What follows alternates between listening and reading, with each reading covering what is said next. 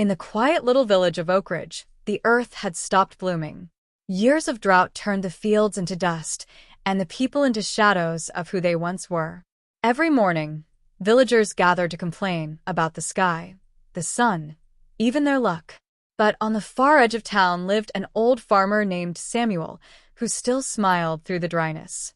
While others cursed the heavens, he would walk to his barren field every morning, plant seeds, and whisper, "It will rain again someday." The people laughed at him. "You're wasting your time, old man," they'd say.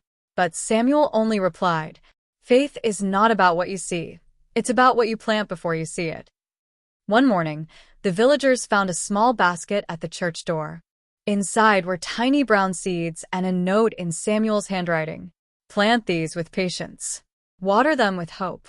Harvest them with kindness." Most villagers mocked the idea. Seeds can't grow in dead soil. But a young boy named Thomas took a handful and ran to Samuel's hut. "I'll try," he said. Samuel smiled, placing a gentle hand on his shoulder. "Then hope still lives." Days passed. Then weeks. Nothing grew. The ground stayed dry and cracked. Neighbors mocked Thomas. "Still watering dirt?" But Samuel said softly, "What happens beneath the soil is always unseen, until it isn't."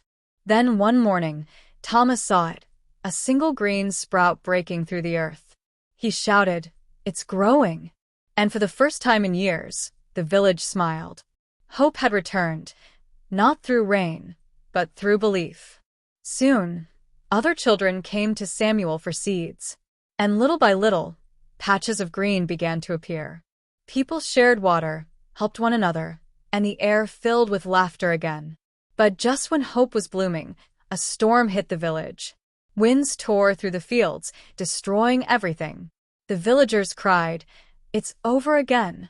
But Samuel stood in the mud and said, "Storms don't destroy what's real. They only reveal what's strong."